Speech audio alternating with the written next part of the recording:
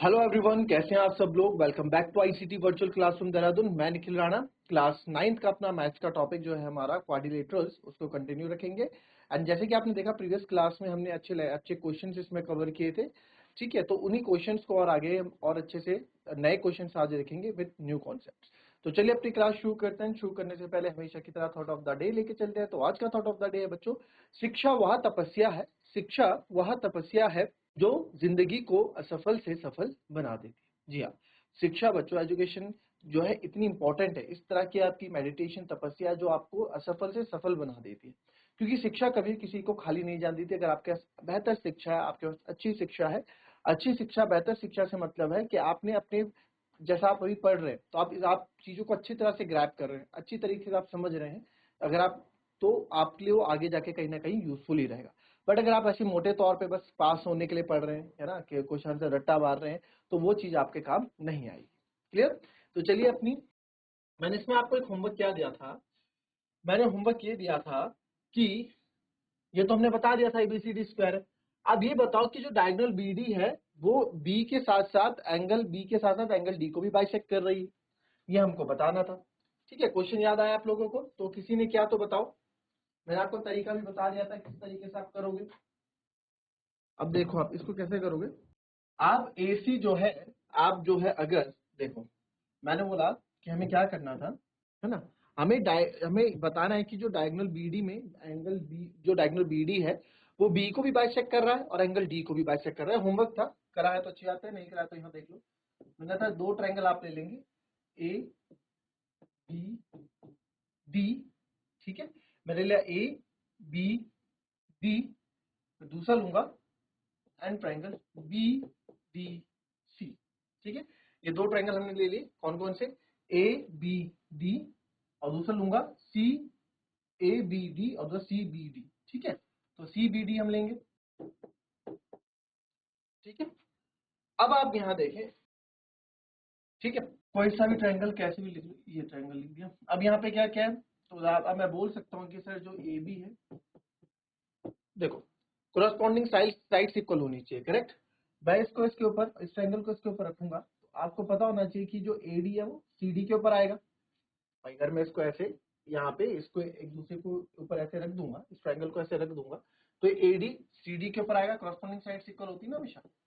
AD जो है CD के बराबर, क्यों? क्योंकि पहले पार्ट में हम प्रूव कर चुके हैं कि एबीसीडी क्या है, स्क्वायर है। वैसे ही सर जो ए बी है वो आपका सी बी के बराबर हो जाएगा, है ना। ए बी जो है बी सी के ऊपर जाके होगा। Same A B C D is square, और B D equals to B D क्या है आपका, कॉमन।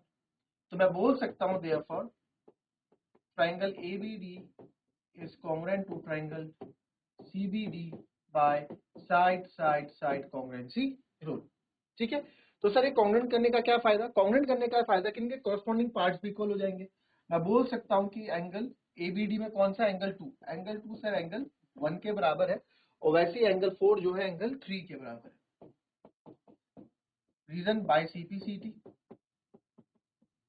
अब जब ये दोनों एंगल्स आपस में बराबर हैं और ये दोनों एंगल्स आपस में रहते हैं, क्यों बराबर है? क्योंकि बीडी जो है इनको क्या कर रही है, बाइसेक्ट कर रही है, तभी ये दोनों बराबर है। तो आप बोल सकते हैं therefore diagonal BD bisects angle B as well as angle D. Clear? Copy कर लेंगे।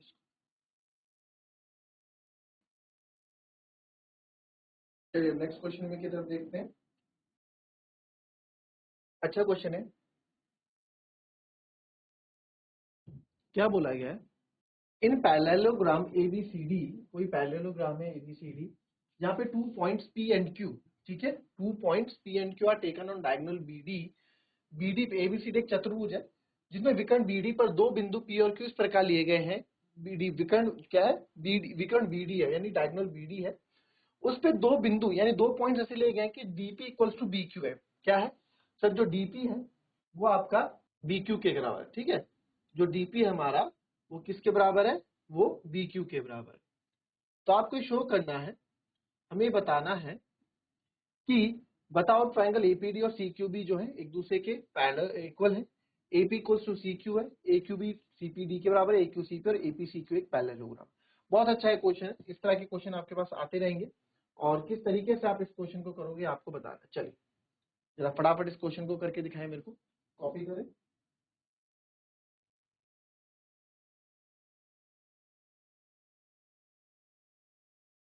चलिए इसका आपके पास फिगर भी इसका प्रोवाइड करा देते हैं, ठीक है, क्योंकि इसमें फिगर था इस क्वेश्चन में जो कि नहीं डाला गया है उन्होंने।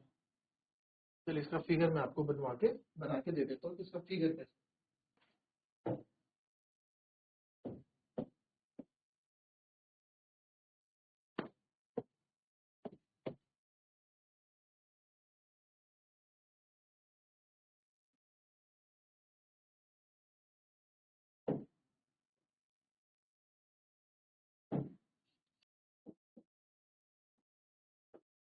तो बीडी डायगोनल पे 2 पॉइंट्स है पी और क्यू, ठीक है, और ये वैसे ही कुछ DP equals to B Q है ना, ठीक है। चलो अब आया आपके पास क्वेश्चन, चलो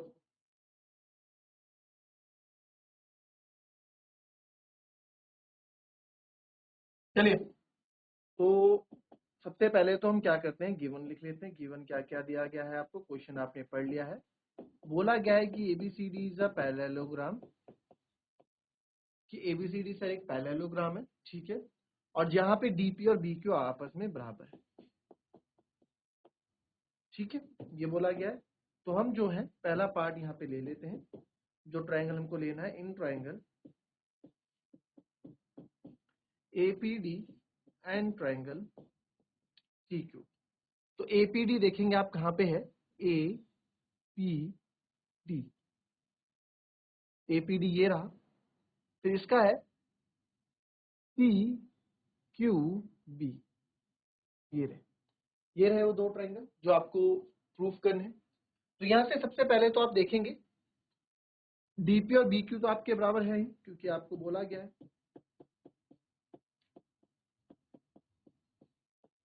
गिवन है।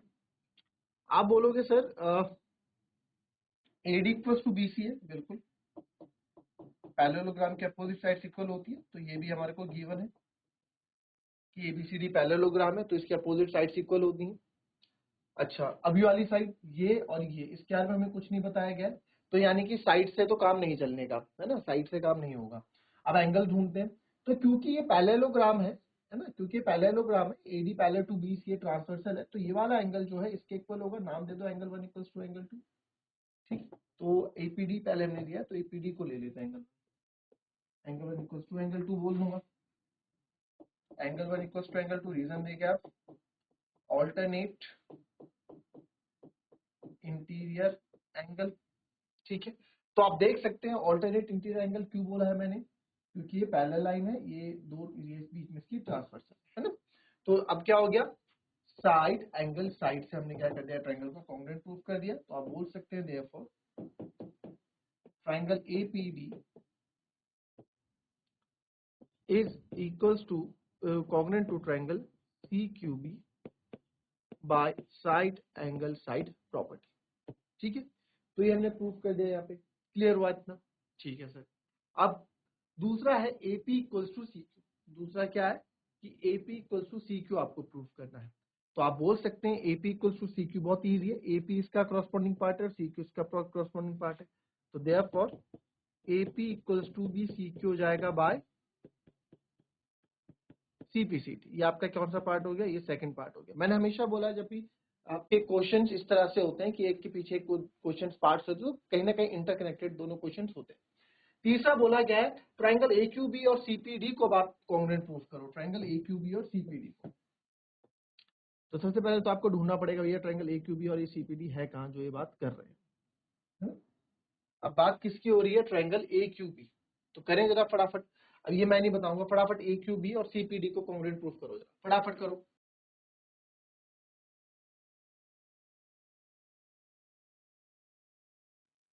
चलो चलो तीसरा पार्ट इससे यहाँ पेन से कर लेते हैं।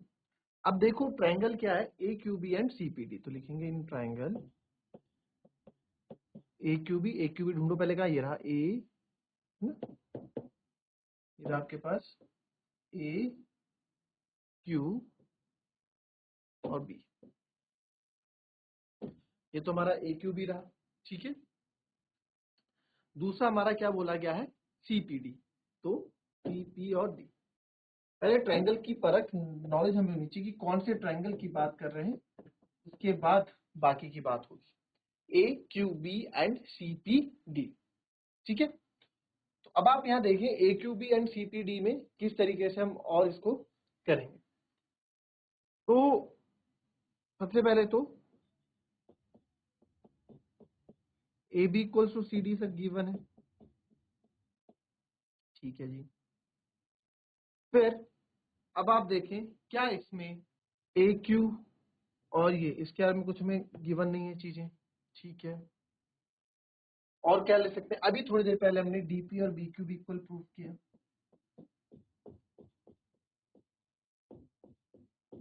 Proved above. देन अब आप यहाँ देखो एंगल 3 इसका नाम ले लेते हैं, एंगल 4 इसका ले लेते हैं। तो ये ऑल्टरनेट इंटीरियर एंगल बन रहे होंगे, एक इस ट्रायंगल का एक उस ट्रायंगल में।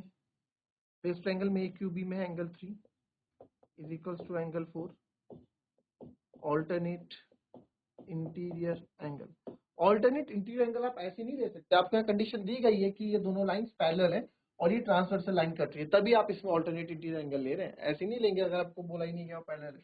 तो therefore triangle AQB is congruent to triangle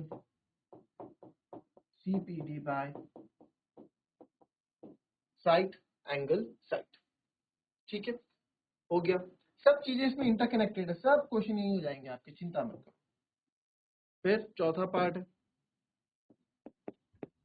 क्या बोला गया, ए क्यू इक्वल्स टू सीपी, तो सर ए क्यू और सीपी तो सीपी सीटी से हो जाएंगे, तो आप यहाँ भी लिख दो simple, therefore A Q equals to CP by CPCT, third part भी हो गया आपका, ठीक है, कोई दिक्कत वाली बात नहीं है। अब ये भी हो गया, अब क्या रह गया, अब आपको बोला गया है कि एपीसीक्यू एक पैरेललोग्राम है, तो एपीसीक्यू एक पैरेललोग्राम है, यानी कि sir A P C Q, ये एक पैरेललोग्राम प्रूफ करना है आपको। तो क्या कंडीशन, क्या प्लानिंग आपकी रहेगी इसको एपीक्यू को पैरेललोग्राम प्रूफ करने की, बताओ भाई। एपी सी, चलिए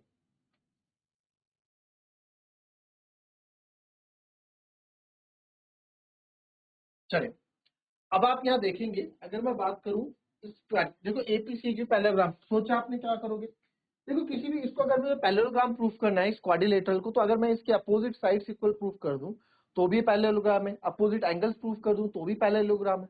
तो किसी भी क्वाड्रिलेटरल्स की अगर अपोजिट साइड्स हम इक्वल प्रूफ कर दें तो वो पैरेलल हो जाती है, वो पैरेललोग्राम उसको हम बोल सकते हैं।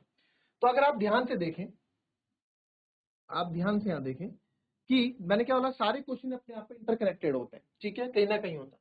तो आप देखो सबसे पहले अगर एपीसीक्यू के बराबर हो जाए, और ये एपीसीक्यू के हम प्रूफ कर चुके हैं फ्रॉम सेकंड, ठीक है, तो फिफ्थ पार्ट हम कर रहे हैं